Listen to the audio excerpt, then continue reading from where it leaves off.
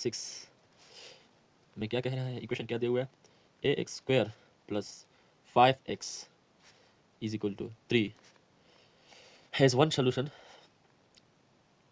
has a solution,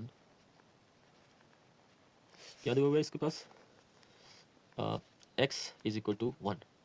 What is the other solution? What is other solution? Other solution. अब हम ऐसे करते हैं कि हम इसको सॉल्व कर लेते हैं. सोल्यूशन, अब हमें ये जो x की वैल्यू है हम इसको इस इक्वेशन में पुट कर लेते हैं. क्यों? क्योंकि फिर हमें मालूम हो जाएगा a की वैल्यू. किस तरह?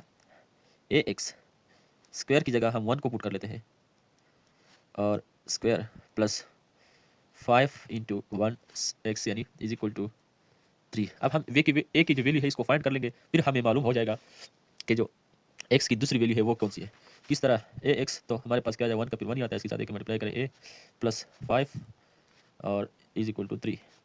तो a उधर चला जाएगा, माइनस हो जाएगा 5, a = 2 और माइनस, क्योंकि माइनस का जो टर्म है वो बड़ा है, कैपिटल है. तो a की वैल्यू भी हमारे पास आ गई. अब जो इसका सेकंड स्टेप है हम इसको कैसे करेंगे कि a की वैल्यू हमको पता चल गई कि -x² + 5x = ये 3 उधर चला जाएगा, फिर माइनस हो जाएगा, -3 = 0. अब इस इक्वेशन को हम ऐसे करते हैं कि ये जो ये 2 है -2. अब इसको ऐसे करते हैं कि ये टर्म को इस टर्म से माइनस को हटा देते हैं, क्योंकि यहाँ पर माइनस जो है वो नहीं लगता.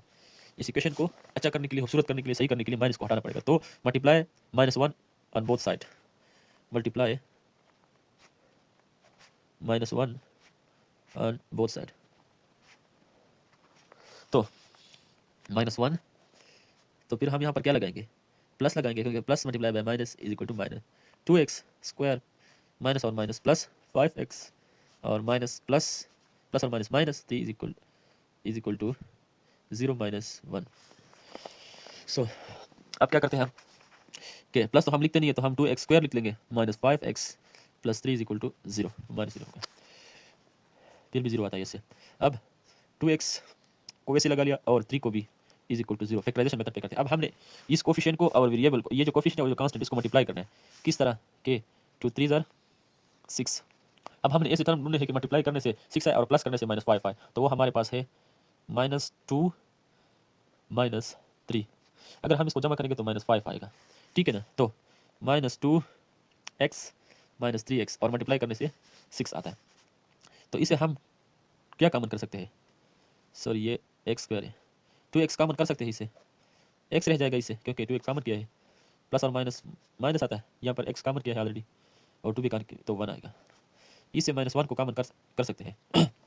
इस तरह ये प्लस है, -3 को हम कॉमन कर लेते हैं, x रह जाएगा, माइनस रह जाएगा और 1. अगर -3x multiply by x, -3x -3 multiply by -1 + 3, इसको हम इकट्ठा लिख लेंगे x 2x - 3 और इसे हम कॉमन लेते हैं एक को, x - 1. तो अब या तो ये 0 के बराबर होगा या तो ये 0 के बराबर होगा. किस तरह? 2x - 3 = 0 और x - 1 = 0. तो 2x ये उधर चला जाएगा, +3 हो जाएगा और x = 1. ये जो सोल्यूशन है ये हमको पहले से दिया हुआ है. ये देखें कि वन सोल्यूशन क्या है इसका, x = 1 और x = 1. ये हमने प्रूफ कर दिया कि ये वाकई बराबर है. अब दूसरी वैल्यू क्या आएगी, इसको 2 पर डिवाइड करेंगे both side, 2 cancel, x = 3 / 2. So other solution is x = 3 / 2. सो ये हमारे पास अदर सोल्यूशन आ गया, आंसर भी है, ठीक है ना. तो ये है वो क्वेश्चन.